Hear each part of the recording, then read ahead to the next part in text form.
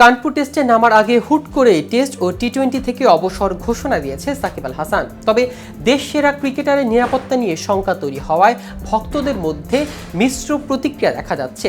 অনেকেই মনে করেন রাজনৈতিক কারণে সাকিব অবসরে যেতে বাধ্য হয়েছে, তবে তেমন কিছু নয় বলে জানালেন মেহেদী হাসান মিরাজ। তার কথা, সাকিবের অবসরের সিদ্ধান্ত অনেক আগে থেকেই।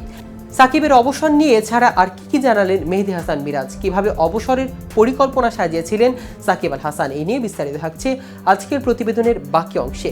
কেটিভি ক্রিকেট চ্যানেল থেকে আপনাদের সাথে আছি আমি মাহমুদুর রহমান সিয়াম।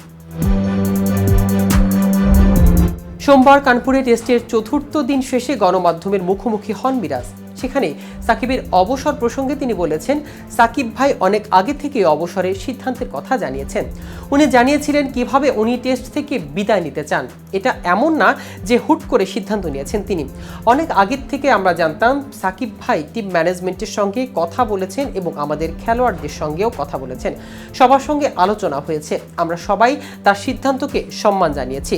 রাজনৈতিক কারণে সাকিবের দেশে ফেরা এখন অনেক কিছুর ওপর নির্ভর করছে। এছাড়া তার বিরুদ্ধে হত্যা মামলা হয়েছে। তাই সাকিব দেশে এসে দক্ষিণ আফ্রিকা সিরিজ খেলতে পারলেও প্রয়োজনে দেশ ত্যাগ করতে পারবেন, তার কোনো নিশ্চয়তা নেই। কানপুরের সংবাদ সম্মেলনে সাকিব বলেছেন, আমি যেন গিয়ে খেলতে পারি এবং নিরাপদ অনুভব করি।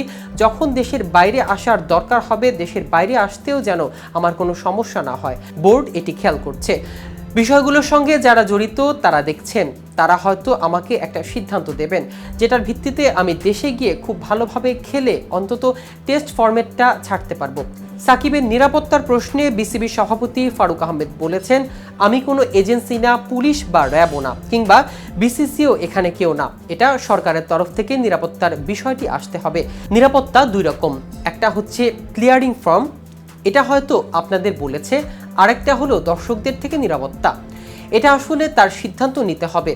আমরা এখানে পার্ট হতে পারবো না। আসলে এই মুহূর্তে বোর্ড থেকে এ সম্পর্কে কিছুই বলা সম্ভব না। বোর্ড ব্যক্তিগতভাবে কাউকে নিরাপত্তা দিতে পারবে না, সেই অ্যাবিলিটিও নেই। এদিকে একদিন আগে অন্তর্বর্তীকালীন সরকারের যুব ক্রীড়া উপদেষ্টা আসিফ মাহমুদ সাকিবের নিরাপত্তা নিয়ে বলেছেন, ফ্যাসিস্ট সরকারের সংসদ সদস্য সাকিব আল হাসানের বিপক্ষে জনমনে তৈরি হওয়া ক্রোধের বিপরীতে নিরাপত্তা দেওয়ার নিশ্চয়তা চাওয়া অবান্তর। তবে খেলোয়াড় সাকিবের যথাযথ নিরাপত্তা নিশ্চিত করাই আছে। এখন প্রশ্ন হচ্ছে, ঘরের মাঠে সাকিবের টেস্ট খেলার স্বপ্ন পূরণ হবে তো?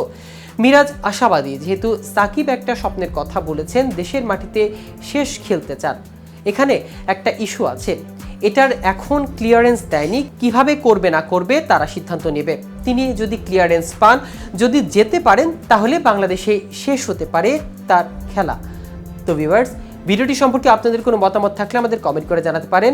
সাথে সাথে নিয়মিত ক্রিকেট আপডেট ও ইনফরমেটিভ ভিডিও পেতে কেটিভি ক্রিকেটের সাথেই থাকুন। ধন্যবাদ সবাইকে।